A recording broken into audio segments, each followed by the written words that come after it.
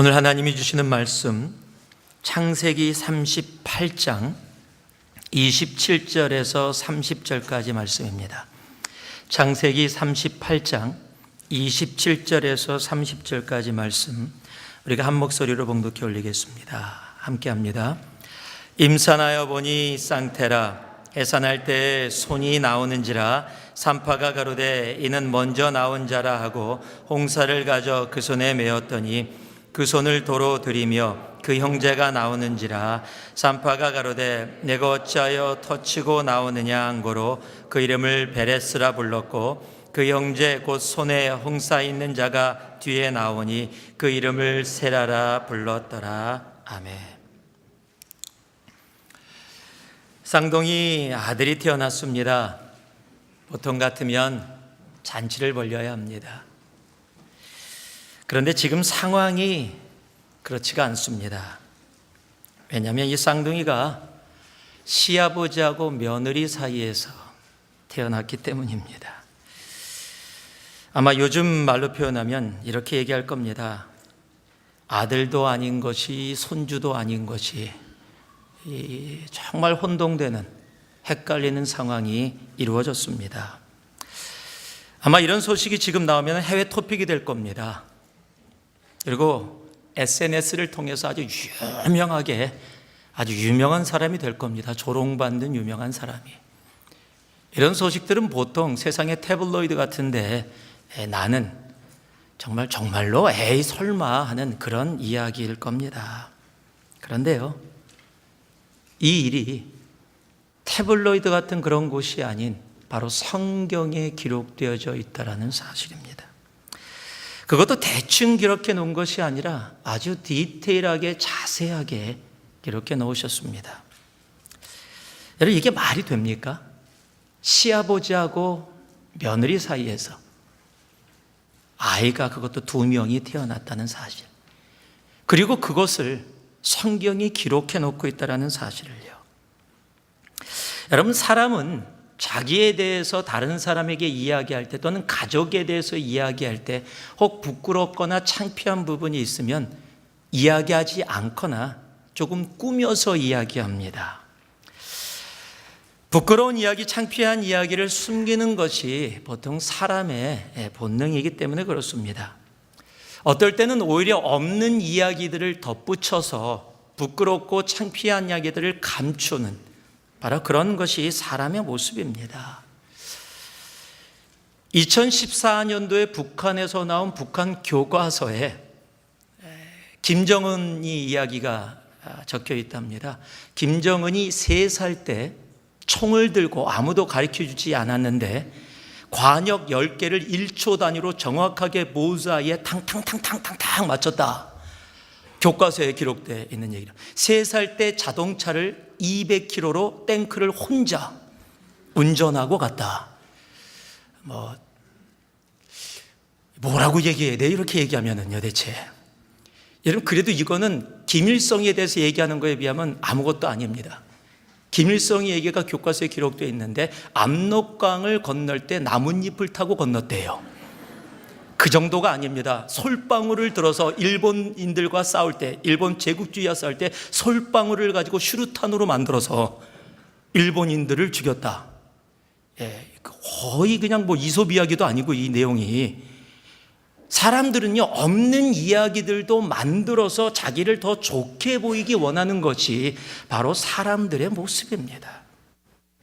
그런데요, 오늘 성경은 입에 담기도 힘든 이야기, 지금 세상에서도 용납하기 어려운 이야기들을 기록해 놓고 있습니다.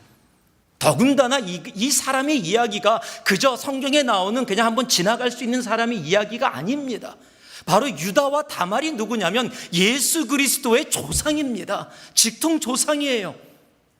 그런데 그 예수 그리스도의 직통 조상의 이야기, 얘기 안 해도 될 이야기들을 오히려 디테일하게 그곳에 기록해 놓고 있다는 사실입니다. 정말 말도 안 되는 상황, 도저히 용납할 수 없는 상황. 사람이라면 이거는 말도 안 되라고 이야기하는 그런 상황입니다. 이런 상황이 되면은요, 내가 그 사람과의 관계 속에서 무엇을 약속했다고 해도 아마 그 약속을 지키기가 쉽지 않을 겁니다. 이전까지 정말 좋은 사람이었다고 해도 이렇게 상식 이하의 행동과 삶을 했다면은 내가 너하고 약속을 했지만 이 상황 때문에 도저히 내가 그 약속을 지킬 수가 없다. 이거는 정말 말이 안 되는 일을 네가 한 것이 아니냐. 그러니까 내가 그 약속을 지키면 세상이 이해를 못한다. 그러니까 내가 어쩔 수가 없다. 내가 약속을 깨는 것은 내가 깨는 게 아니라 너의 행동 때문에 네가 이 약속을 깬 거나 다름없다. 그러니까 내가 너하고 약속한 일 해줄 수 없다. 여러분, 이렇게도 당당하게 이야기할 수 있을 겁니다. 그것이 세상의 가치관이기 때문에 그렇습니다. 그런데요, 그럼에도 불구하고 하나님은 지금 도저히 세상이 용납할 수 없는 상황에 있는 상식 이하의 행동을 하고 그 모습 가운데 있는 이 유다와 다말을 향해서 아브라함과 이삭과 야곱에게 한 약속을 지켜주시고 이루어 주십니다. 여러분, 이것을 우리는 하나님의 은혜라고 부릅니다. 도저히 받을 자격이 없는데요. 아니, 이런 말도 안 되는 죄악이라면 오히려 벌을 받아서 마땅하고 오히려 약속을 어겨도 할 말이 없을 텐데 하나님은 주의 약속을 은혜 가운데 지키시고 행하여 주십니다. 제가 오늘 말씀의 제목을 사막에서도 꽃을 피우시는 하나님의 은혜라고 정했습니다. 38장을 묵상하면서요, 처음엔 굉장히 좀 힘들었어요. 37장과 39장 사이에 요셉 이야기를 37장에 시작하다가 갑자기 중간에다가 38장을 집어넣고 39장으로 다시 요셉의 이야기로 들어갑니다. 그런데 이 38장이 가장 이해하기 어려운 이야기들이 적혀 있기 때문에, 그런데 말씀을 묵상하면 묵상할수록 그 속에 담겨있는 하나님의 은혜가 얼마나 크던지요. 제가 평상시에 이런 제목을 별로 잘 쓰지 않는 사람입니다. 그런데 이 말씀을 묵상하면서 하나님이 주신 마음이 그겁니다. 사막에서도 꽃을 피우시는 하나님의 은혜. 제가 사막을 생각할 때는 생명이 없는 것, 꽃이 피어날 수 없는 곳을 생각한 겁니다. 모래가 가득 차 있는 곳, 그곳엔 생명이 있을 수가 없는 곳, 불가능한 곳. 그런데 하나님은 세상이 불가능하다고 이야기하는 그곳에서도 하나님은 그곳에서 생명의 꽃을 피우시는 분이십니다. 불가능합니다. 세상은 그렇게 이야기할 겁니다. 이건 용납할 수 없습니다. 이것은 이해될 수 없는 것입니다. 내가 그런 상황이 있다면 나는 안 됩니다. 세상이 용납하지 않습니다. 다른 사람이라면 저 사람은 안 됩니다. 너는 안 됩니다라고 분명히 이야기하게 될 것입니다. 그런데요, 세상은 안 되는데 하나님은 되게 하십니다. 우리의 의의가 아니기 때문입니다. 하나님의 은혜는 세상이 불가능하다라고 이야기하고 세상이 용납할 수 없다라고 이야기하는 그곳에서도, 이곳에서는 생명이 생길 수 없다라고 이야기하는 그곳에서도, 사막과 같은 인생에서도 하나님은 생명의 꽃을 피우십니다. 그 은혜로 오늘 우리들이 이곳에 있는 겁니다. 오늘 이 말씀을 통해서 사막에서도 꽃을 피우시는 그 하나님의 은혜를 온전히 우리가 체험하고 그 속에 잠겨서 나아갈 수 있는 우리가 되어지기를 주님의 이름으로 축복합니다. 먼저 사막에서도 꽃을 피우시는 하나님의 은혜를 우리들이 이해하기 위해서는 오늘 38장에 어떻게, 왜 대체 유다와 다말이 그 사막과 같은 인생이 되었는지를 우리들이 먼저 알아야 그 하나님의 은혜를 더 깊게 이해할 수가 있습니다. 1절과 2절 말씀을 보니까요, 1절에 이렇게 적혀 있습니다. 그 후에 유다가 자기 형제에게서 내려가서 아둘람 사람 히라에게로 나아가니라. 유다가 거기서 가나안 사람 수아라 하는 자의 딸을 보고 그를 취하여 동침하니. 오늘 그 후에라는 말로 시작하는데, 즉 요셉을 애굽의 노예로 판 후라고 우리들이 이해할 수 있을 겁니다. 이 말이 안 되는 상황이 바로 그 후에 시작이 되어지는데, 왠지는 몰라도 유다가 가족을 떠나서 가나안 땅 깊숙이 들어갑니다. 그리고 가나안 사람과 결혼해서 그곳에서 정착을 하게 됩니다. 우리가 생각할 수는 있을 겁니다. 왜 유다가 가족을 떠났다고 성경이 기록하고 있는가? 요셉을 팔 때 형제들이 요셉을 죽이고자 할 때 유다가 말려서 그래도 죽이지는 않고 애굽의 노예로 팔았습니다. 그리고 아버지에게 와서 거짓말을 했습니다. 짐승이 동생 요셉을 죽였다고. 아마 그것이 마음에 걸렸는지 모르겠어요. 형제들을 볼 때마다 함께 작당을 해서 동생을 판 것에 대한 생각이 계속 떠오르고, 아버지를 볼 때마다 거짓말을 해서 동생을 노예로 팔아버리고 동생 죽었다고 했던 거짓말이 계속 죄책감으로 느껴졌는지 모르겠습니다. 그래서 안 보고 사는 게 최고다. 내가 여기랑 같이 있으면, 이 가족들하고 함께 있으면 더 이상 살아가기 힘들겠다. 계속 죄책감에 그냥 계속 힘들면서 어렵게 살아가느니 내가 안 보고 살면 그래도 낫겠지. 아마 그런 마음에 가족들을 떠나서 가나안 땅 깊숙이 들어갔는지도 모릅니다. 그리고 가나안 여인과 결혼을 해버려요. 그곳에서 아주 살겠다고 작정을 한 겁니다. 자신의 가족이 아버지가 어떤 모습으로 그런 신앙생활을 해왔고 결혼생활을 해왔는지를 다 알면서도 불구하고 그렇게 했다라는 것은 바로 그런 모습 때문에 그렇게 되어졌다고 생각할지 모릅니다. 여러분, 사람들은요, 문제를 잠시 피하면, 안 보면 괜찮을 거라고 생각합니다. 그런데 그렇지가 않습니다. 여러분, 문제를 풀지 않고 피하거나 도망가면 그 문제는 언젠가는 결국 더 큰 문제로 우리의 삶에 다가오게 됩니다. 문제는 피하면 더 큰 문제로 우리의 삶 가운데 나타납니다. 수년을 가나안 땅에서 편하게 살았습니다. 성경은 다른 내용을 기록해 놓고 있지 않습니다. 그런데 이제 문제가 생기기 시작합니다. 장성한 아들을 결혼시키면서 문제가 생깁니다. 이제 아들도 이방 여인하고 결혼을 시켜버립니다. 이제 상관없습니다. 그냥 세상에서 편하게 살았어요. 이제 요셉도 생각 안 하고 가족도 생각 안 하고 편하게 살 수 있는 삶이 되어졌습니다. 이제 그 문제는 나하고 상관없다라고 생각했을지 모릅니다. 그런데 그 피했던 문제가 이제 자신의 삶에 아들들한테 나타나기 시작합니다. 첫째 아들 엘을 다말이라는 이방 여인하고 결혼을 시켰는데 그 아들이 죽습니다. 7절을 보니까 하나님 보시기에 악했다라고만 그냥 간략하게 기록되어 있습니다. 아마 하나님과 상관없는 삶을 살았을지 모릅니다. 그러니까 그 가나안 땅에서 이방의 신들과 함께 어울렸을지도 모릅니다. 그 상황이 어찌되었건 하나님 보시기에 악한 엘은 결혼을 하자마자 죽임을 당합니다.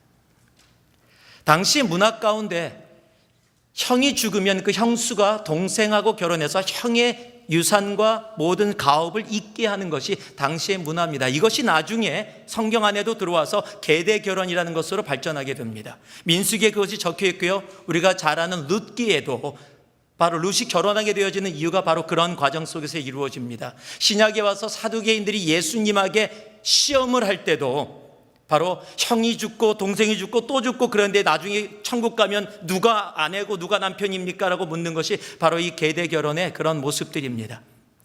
그래서 동생 오난에게 형수랑 결혼해서 형의 가업을 잇게 하라라고 이야기를 합니다. 창세기 38장 8절 말씀을 보니까요, 유다가 오난에게 이르되 내 형수에게로 들어가서 남편의 아우의 본분을 행하여 내 형을 위하여 씨가 있게 하라라고 이야기합니다. 그런데요, 동생 오난이 싫은 겁니다. 자기가 그렇게 해봤자 자기한테 오는 게 하나도 없습니다. 쉽게 이야기하면 자기는 고생은 고생대로 다 하고 재산이며 모든 거며 전부 다 아기가 태어나서 남자가 태어나면 그 아들에게 형의 유업이 다 물려가는 겁니다. 자기하고는 상관이 없는 겁니다. 그게 싫은 겁니다. 그래서 나쁜 짓을 합니다. 9절하고 10절을 보니까요, 오나니 그 씨가 자기 것이 되지 않을 줄 알므로 형수에게 들어갔을 때 형에게 아들을 얻게 아니하려고 땅에 설정하며 그 일이 여호와의 목전에 악함으로 여호와께서 그도 죽이시니. 여러분, 졸지에 아들 2명이 죽었습니다. 유다는 자기가 편하게 다 좋게 살고 있다고 생각했을지 모릅니다. 그런데 한순간에 2명의 아들이 자신의 삶에서 떠났습니다. 여러분, 부모된 입장에서 악이 되었던, 하나님 보시기에 악했던 어떤 모습이었든지 간에 자기의 아들 2명이 졸지에 죽게 된 겁니다. 유다는요, 그저 아버지만 안 보고 형제들만 안 보면, 내가 그 문제만 생각하지 않으면 모든 것이 다 괜찮을 거라고 생각했을지 모릅니다. 그러나 문제는요, 피하고 도망가면 언젠가는 다시 더 큰 문제로 우리의 삶에 돌아오게 돼 있습니다. 2 아들의 죽음뿐만 아니라 나중에 38장에 기록되어 있는 며느리와의 관계를 통해서 도저히 이 세상이 용납할 수 없는 수치스러운 그 순간까지 유다는 나아가게 됩니다. 우리의 삶에는 피하고 싶은 문제들이 있습니다. 지금 여기 계신 분들 중에서도 그 문제를 피하고 생각하지 않으려고 생활하고 계신 분이 있을지도 모릅니다. 인간의 삶에는 꼭 그런 문제들이 있습니다. 문제는 힘이 듭니다. 다 피하고 싶습니다. 우리 주님도 당신에게 닥쳐 있었던 문제를 피하고 싶으셨습니다. 바로 십자가의 문제입니다. 그렇게 기도까지도 하셨습니다. 마태복음 26장에 보니까요, 39절에 조금 나아가서 얼굴을 땅에 대시고 엎드려 기도하여 가라사대 내 아버지여 만일 할만하시거든 이 잔을 내게서 지나가게 하옵소서. 여러분, 주님도 원치 않으셨어요. 피하고 싶으셨습니다. 여러분, 이것은 사람의 모습이에요. 그러나 우리는 압니다. 만약에 예수님이 그 십자가의 잔을 피하셨다면 우리는 이곳에 있을 수 없음을. 그런데 주님은 바로 그 뒤에 또 주님께 이야기합니다. 그러나 나의 원대로 마옵시고 아버지의 원대로 하옵소서. 바로 그 문제를 피하고 싶었지만 피하지 아니하고 하나님의 뜻이 이 문제를 내가 온전히 감당하는 것이라면 그 문제를 감당케 할 힘을 허락하여 주옵소서. 기도하고 그 십자가를 감당했더니 우리에게 어떤 것으로? 바로 주님께 부활의 영광으로, 그리고 우리에게 그 부활의 영광으로 다가오게 되는 것입니다. 피하지 않고 담대히 나아갈 때 하나님은 그 문제를 더 큰 문제로 만들지 아니하시고 오히려 십자가를 부활로 삼으셨듯이 우리의 삶 가운데도 그렇게 허락해 주시는 겁니다. 문제는요, 피하면 피할수록 더 힘들어집니다. 내가 문제를 피해서 가는 곳이 생명을 피울 수 없는 사막의 인생이 되어지기 때문입니다. 유다의 인생이 도저히 이해되어질 수 없는 이 상황으로 나아가게 된 것은 바로 그가 문제를 피해서 도망갔기 때문입니다. 우리의 삶에 오는 문제를 피하지 아니하고 오히려 주님께 구하고 담대함으로 나아갈 수 있는 우리가 되어질 때 오히려 하나님께서는 그 문제를 우리의 삶 가운데 영광으로 바꿔주실 겁니다. 두 번째로 다말을 통해서 우리들이 또 깨닫고 알 수 있는 것들이 있습니다. 그것이 13절하고 15절에 적혀 있습니다. 혹이 다말에게 구하되 내 시부가 자기 양털을 깎으려고 딥나에 올라왔다 한지라 그가 그 과부의 의복을 벗고 면박으로 얼굴을 가리고 몸을 휩싸고 딥나 길곁 에나이 문에 앉으니 이는 셀라가 장성함을 보았어도 자기를 그의 아내로 주지 않음을 인함이라. 그가 얼굴을 가리었으므로 유다가 그를 창녀로 여겨. 다말은 참 억울했습니다. 왜냐면은요, 자기는 나름대로 한 가정을 잇고 유지하려는 책임을 가지고 성실하게 살았는데 아들들이 죽은 것이 자기 책임이 아님에도 불구하고 그 집에서 어떻게 보면 쫓겨나서 친정으로 돌아온 겁니다. 여러분, 당시에 시집을 갔던 여자가 다시 친정으로 돌아온다라는 것은 수치고 치욕이고 살아갈 수 있는 이유가 없어지는 겁니다. 그럼에도 불구하고 시아버지 유다의 말을 믿고 셀라가 다시 클 때까지 기다리면 주겠다고 했으니까, 다시 받아들이겠다고 했으니까 그 말을 믿고 기다렸는데 그 일이 이루어지지 않는 겁니다. 주지 않을 것을 다말도 알게 됐습니다. 그래서요, 자신이 그 상황을 자신의 방법으로 풀어나가기 시작합니다. 아버지 유다가 딥나라는 곳에 오는 것을 얘기 듣고 자기가 지금 수절하는 옷을 벗고 당시의 창녀처럼 옷을 입고 그리고 유다를 기다립니다. 그리고 자기가 원했던 방법대로 유다와 동침을 하게 되고 그리고 임신을 하게 됩니다. 분명히 이해될 수 없는 방법입니다. 받아들일 수 없는 방법입니다. 그런데 다말에게는 이 방법밖에 없었던 겁니다. 어떻게 해서든 유다 집안의 대를 잇는 것, 그거 하나 외에는 다른 것을 생각하지 않은 겁니다. 분명히 옳지 않은 방법입니다. 분명히 하나님이 용납할 수 없는 방법입니다. 세상도 받아들일 수 없는 방법입니다. 결국 그 방법 때문에 그 일이 밝혀지게 되어졌고, 유다가 그 이야기를 들었을 때 잡아오라고, 화형시키겠다고, 죽이겠다고까지 하는 죽음의 문턱까지 가게 되는 상황까지 오게 된 겁니다. 여러분, 인간의 생각은 이게 한계입니다. 내가 처해진 상황을 내 힘으로 풀어나가려고 할 때는요, 풀어나가는 것이 아니라 더 꼬이게 만듭니다. 더 어렵게 만듭니다. 이것이 사람들이 생각하는 생각의 한계일 수 있다라는 겁니다. 그런데 하나님은요, 그 사람들이 만들어낸 그 진흙탕 같은 인생 가운데서도 하나님의 아름다운 생명의 꽃을 피워주십니다. 우리가 잘했다는 게 아닙니다. 바로 그것을 하나님의 은혜라고 이야기하는 겁니다. 여러분, 하나님의 생각은 내 방법과 내 생각을 뛰어넘습니다.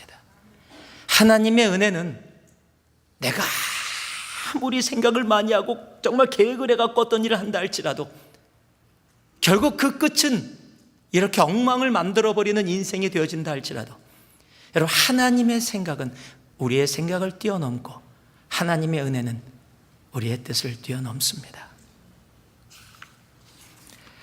이사야 55장 8절에서 9절 말씀을 보니까요, 여호와의 말씀에 내 생각은 너희 생각과 다르며 내 길은 너희 길과 달라서 하늘이 땅보다 높음 같이 내 길은 너희 길보다 높으며 내 생각은 너희 생각보다 높으니라. 우리를 향한 하나님의 생각, 여러분, 그래서요, 내가 풀려고 하지 마세요. 내가 풀려고 하면 할수록 더 꼬입니다. 내가 풀었다라고 생각해서 내가 원하는 것을 이루었다라고 생각하면 그것이 더 큰 치욕으로 내 생명을 빼앗는 결과를 오히려 가져오게 될 수도 있다는 사실입니다. 다만 그 가운데서도 포기하지 마세요. 하나님의 은혜는 나의 그 이해될 수 없는 상황 가운데서도, 그럼에도 불구하고 하나님의 은혜와 하나님의 약속은 우리의 삶 가운데 더 나은 것을 계획하시고 준비해 주십니다. 우리는 룻의 이야기를 압니다. 룻이 생각했던 것은요, 룻은 잘못한 거 없지만 룻이 생각했던 것은 그저 자신이 다시 결혼해서 아름다운 가정을 이루고 자신의 행복을 생각하는 것이었을 겁니다. 그게 우리들의 생각의 한계예요. 나쁜 것이든 좋은 것이든 그저 내가 바라보는 고기. 그런데 하나님은 그것뿐만이 아니었습니다. 그냥 룻이 보아스랑 결혼해서 아름다운 가정을 이루는 것이 하나님의 생각이 아니라 그 가운데서 이미 다윗 왕을 하나님은 생각하고 계셨습니다. 여러분, 한나는요, 분인나에 의해서 굉장히 고통을 받았어요. 아기가 없기 때문에 힘들었습니다. 그래서 하나님께 기도해서 하나님, 아들만 주시면 다시 돌려드릴게요. 그 고난에서 벗어나는 게 한나의 생각의 한계였습니다. 그런데 하나님은 그 생각을 뛰어넘으셨습니다. 한 여인의 고난, 그곳에서 벗어나는 것으로 멈췄던 그 한 사람의 생각이 아니라 하나님께서는 이스라엘이라는 한 나라를 일으키는데 없어서는 안 되는 사무엘을 은혜 가운데 이미 계획하고 계셨다라는 사실입니다. 여러분, 우리의 방법이 아닙니다. 우리의 생각이 아닙니다. 내 방법으로 풀어나가면 우리는 가다가 멈출 수밖에 없습니다. 우리는 사막을 만들어낼 수밖에 없는 존재입니다. 그러기에 하나님의 뜻, 하나님의 생각을 신뢰할 수 있어야 합니다. 우리가 잘 아는 잠언 3장 5절 6절 말씀, 너는 마음을 다하여 여호와를 의뢰하고 내 명철을 의지하지 말라. 너는 범사의 그를 인정하라. 그리하면 내 길을 지도하시리라. 여러분, 주님의 뜻을 찾으시기 바랍니다. 주님을 의지하시기 바랍니다. 내가 풀려고 하지 말고요, 하나님 풀어주세요. 하나님, 나는 할 수 없습니다. 내가 이 문제를 풀려고 하고 내 방법으로 어떻게 해보려고 하면 결국 나는 다말과 같은 그런 결과를 가져올 수밖에 없는 존재입니다. 그러나 하나님이 하신다면 사막에서도 꽃을 피우시는 하나님의 뜻은 우리의 삶 가운데 이루어짐을 믿습니다. 여러분, 우리가 나서지 아니하고 우리 하나님께서 우리를 대신해서 그 문제를 풀어나가실 수 있도록 하나님 앞에 나아가시기 바랍니다. 하나님 앞에 무릎 꿇으시기 바랍니다. 주님, 이 문제 나는 할 수 없습니다. 주님, 풀어주시옵소서. 주님 앞에 그를 신뢰하고 나아갈 때 하나님은 사막과 같은 인생 가운데서도 생명의 꽃을 피우시는 하나님의 은혜를 우리에게 보여주실 겁니다. 마지막으로요, 29절에서 30절 말씀, 우리가 읽었던 말씀인데 같이 한번 읽어봅니다. 함께 합니다. 그 손을 도로 들이며 그 형제가 나오는지라 산파가 가로되 내가 어찌하여 터치고 나오느냐 한 거로 그 이름을 베레스라 불렀고, 그 형제 그 손에 홍사 있는 자가 뒤에 나오니 그 이름을 세라라 불렀더라. 한번 따라해 주시기 바랍니다. 세상은 버려도 하나님은 품으십니다. 세상은 버려도 하나님은 품으십니다. 두 아이가 태어났습니다. 아이가 태어난다는 것은 한 가정의 큰 기쁨입니다. 그런데 오늘 이 본문은 그런 기쁨을 찾아볼 수가 없습니다. 우리가 이미 알듯이 도저히 세상이 이해할 수 없는 상황 가운데 시아버지와 며느리 사이에서 세상의 지탄을 받을 수밖에 없는 상황 가운데 이 아이들이 태어났기 때문입니다. 여러분, 한번 생각해 보세요. 이 아이들의 미래는 어떻겠습니까? 나중에 장성해서 사람들이 물어봐요. 아버지 뭐 하시는 분이야? 엄마는? 여러분, 뭐라고 대답하시겠어요? 아마 대답할 수 없을 겁니다. 대답하고 싶지 않을 겁니다. 우리 아버지는 할아버지다? 우리 엄마는 며느리다? 나는 너희들이 할 수 없는 걸 하고 있다? 나는 손자도 되고 아들도 된다? 여러분, 그렇게 얘기할 수 있으시겠어요? 아니요. 아마 지금 같아도요, 과거하고 단절할 거예요. 부모 얘기만 얘기 나면 아마 타픽 바꿔갖고 다른 얘기하고 싶을 겁니다. 여러분, 그것이 인생일 거예요. 그것이 옛날이든 지금이든 이런 상황이 벌어지면 그렇게밖에 살 수 없는 곳이 세상입니다. 여러분, 그런 사람이 여러분들이 집에 사위로 온다라고 한번 생각해 보세요. 그 과정 여러분 쉽게 받아들일 수 있겠습니까? 아마 다른 거 다 떠나고 부모 입장이라면 안 받아들이려고 그럴 거예요. 쉽지 않은 일입니다. 예전이든 지금이든 세상이 용납할 수 있는 상식을 벗어난 상황에서 이루어진 일들은 세상이 용납하기가 쉽지 않아요. 옳고 그르고를 떠나서 받아들일 수 없는 것이 바로 사막과 같은 지금 세상의 모습입니다. 여러분, 그런데요, 성경은 이 부끄러움을, 이 수치를 당당히 기록해놨을 뿐만 아니라 이것을 오히려 축복으로 바꾸셨다는 사실이에요. 이 둘 사이에서 태어난 아들 중에 베레스가 누굽니까? 바로 예수 그리스도의 조상입니다. 룻기에 보면은요, 4장 11절과 12절에 이런 말씀이 적혀 있습니다. 성문에 있는 모든 백성과 장로들이 가로되 우리가 증인이 되노니 여호와께서 내 집에 들어가는 여인으로 이스라엘 집을 세운 라헬, 레아 두 사람과 같게 하시고 너로 에브라에서 유력하고 베들레헴에서 유명케 하시기를 원하며. 여기까지는 참 좋은 말이에요. 지금 결혼을 하는 룻을 향해서, 보아스하고 결혼하는 룻을 향해서 축복의 말을 하는 겁니다. 라헬과 레아처럼 그렇게 하나님이 선택한 복된 가정이 되기를 원한다. 그건 얼마든지 받아들일 수 있는 얘기입니다. 그런데 12절 다음 절이 이렇게 기록되어 있습니다. 여호와께서 이 소년 여자로 내게 후사를 주사 내 집으로 다말이 유다에게 낳아준 베레스의 집과 같이 하시기를 원하노라. 치욕이, 수치가, 상식 이하의 세상이 받아들일 수 없는 일이 지금 뭐로 되어 있습니까? 축복으로.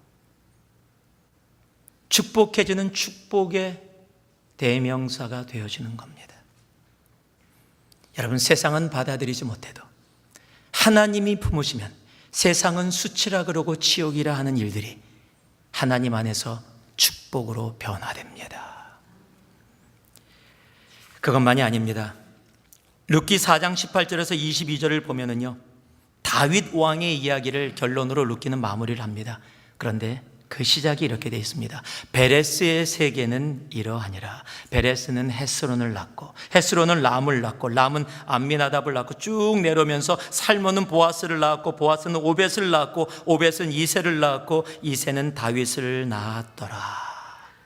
중간을 다 빼보겠습니다. 베레스의 세계는 이러하니라. 베레스는 다윗을 낳았더라.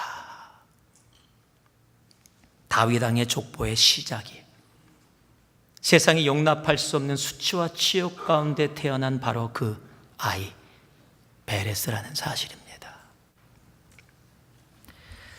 우리의 의의가 아닙니다.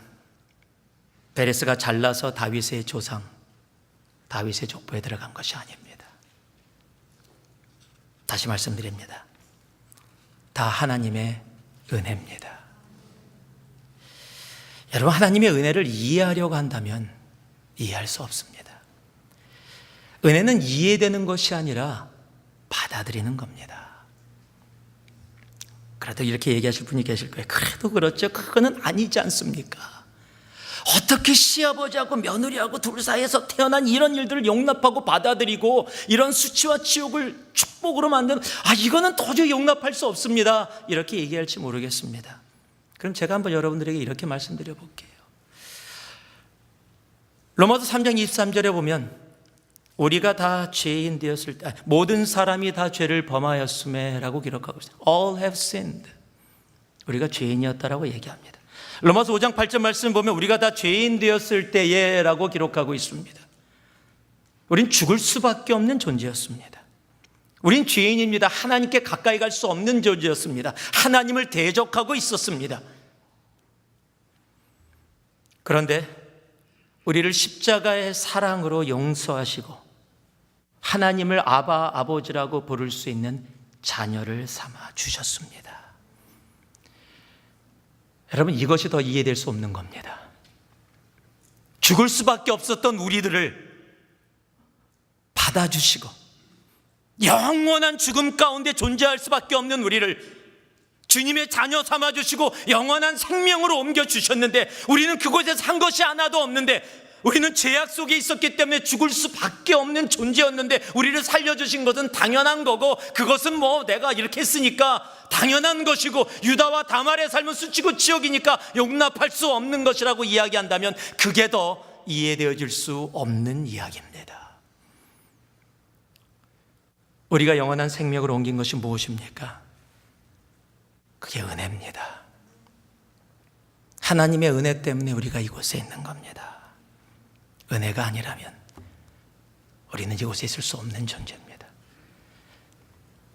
유다와 다말, 그리고 그 사이에서 태어난 베레스, 그 수치와 치욕보다 더한 치욕 속에 살아가야 될 존재가 바로 우리라는 사실입니다.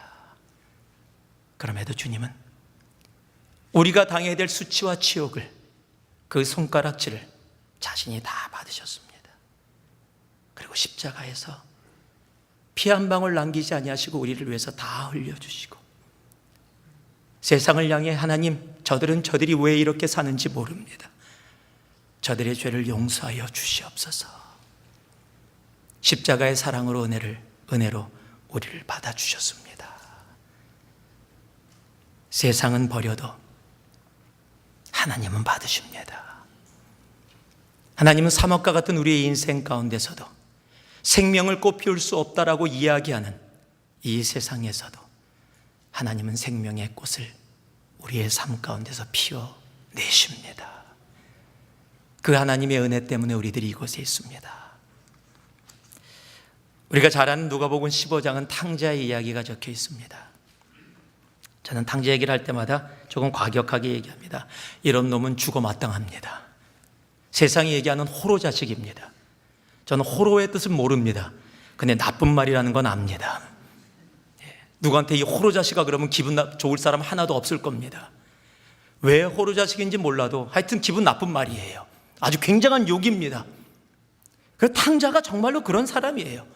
당시 아버지한테 유산 달라고 얘기하는 것은요, 아버지와 관계를 끊겠다는 겁니다. 당신 죽어도 나와 상관없다라는 겁니다. 그거 다 받아가지고 떠나서 호랑방탕하고 다 나름대로 살아가고 다 떨어지고 이제 살 길이 없으니까 아버지한테 돌아옵니다. 이런 나쁜 놈이 어디 있습니까?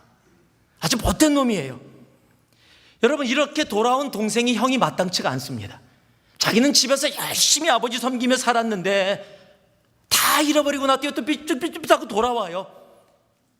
여러분, 세상은 그렇게 생각할 겁니다. 나쁜 짓을 했으면 벌을 받고 그 벌에 대한 대가를 분명히 치러야 한다. 도저히 그냥은 못 받아준다. 아마 형은 그렇게 생각했을 거예요. 아버지 이렇게 받아주면 얘 버릇된다고, 이거 고쳐야 된다라고 분명히 이야기할 겁니다. 우리는 이 형처럼 생각하고 살아가는 모습이 우리의 삶 가운데 많을 겁니다. 내 잘못은 보지 못하고 하나님의 은혜로 내가 이곳에 존재하고 있음에도 불구하고 다른 사람들에 있는 그 수치와 치욕을 가지고 너는 안 돼, 이거는 말이 안 되는 거야, 다른 사람을 향해서 손가락질하며 살아가는 참 어리석은 모습으로 우리가 있을지도 모릅니다. 그런데요, 아버지는 달려나아갑니다. 껴안아줍니다. 잔치를 베풀어줍니다. 신을 신겨주고 가락지를 껴줍니다. 다시 아들 삼아주십니다. 이것이 은혜입니다.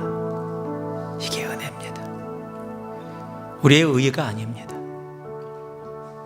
세상은 버리고 판단하고 손가락질해도 하나님은 받아주시고 감싸주시고 용납해 주십니다. 그래서 우리가 아직 죄인 되었을 때 하나님을 대적하며 하나님을 알지 못한다고 하나님과 반대 방향으로 나아갈 때도 주님의 은혜로, 그 사랑으로 우리를 받아주시고 용납해 주시고 우리를 오늘 이 자리에까지 있게 하셨습니다. 세상은 사막에서 꽃을 피우지 못합니다. 그러나 하나님은 세상이 포기한 그 사막에서도 주님의 십자가로 생명의 꽃을 피웁니다. 오늘 그 주님의 십자가가 사막과 같은 인생에 있는 우리들의 삶 가운데 생명의 꽃을 피우는 그 십자가가 여러분의 심령 가운데 온전히 자리하기를 주님의 이름으로 축복합니다. 세상은 문제를 만나면 도망가고 피합니다. 나만 괜찮으면 된다고 생각합니다. 세상은 자기 생각으로 문제를 풀려고 뛰어듭니다. 그리고 감당치 못할 결과를 만들어냅니다. 그리고 세상은 그 결과를 자기가 만들어냈음에도 불구하고 버리고 싶어하고 숨기고 싶어합니다. 그리고 세상은 버릴 때도 있습니다. 시편 27편 10절에 주님은 이렇게 얘기하십니다. 내 부모는 나를 버렸으나 여호와는 나를 영접하시리로다. 우리 하나님은 우리가 아무리 죄악 가운데 있다 할지라도 그 주님 앞에 나오는 모든 영혼들을 받아주십니다. 나를 받아주신 주님이 내 옆에 있는 형제자매들도 동일한 모습으로 받아주고 계심을, 내가 이곳에 있는 것이 내 의가 아니라 하나님의 은혜임을 다시 한번 내 가슴에 담고 이 한 주 사막에서도 꽃을 피우시는 하나님 은혜 가운데 하나님, 내가 이 한 주 그리고 내 인생 살아가게 하여 주시옵소서. 주님 앞에 그렇게 기대하며 그 주님의 은혜 가운데 나아갈 수 있는 우리 모두 되기를 주님의 이름으로 축복합니다. 기도하겠습니다.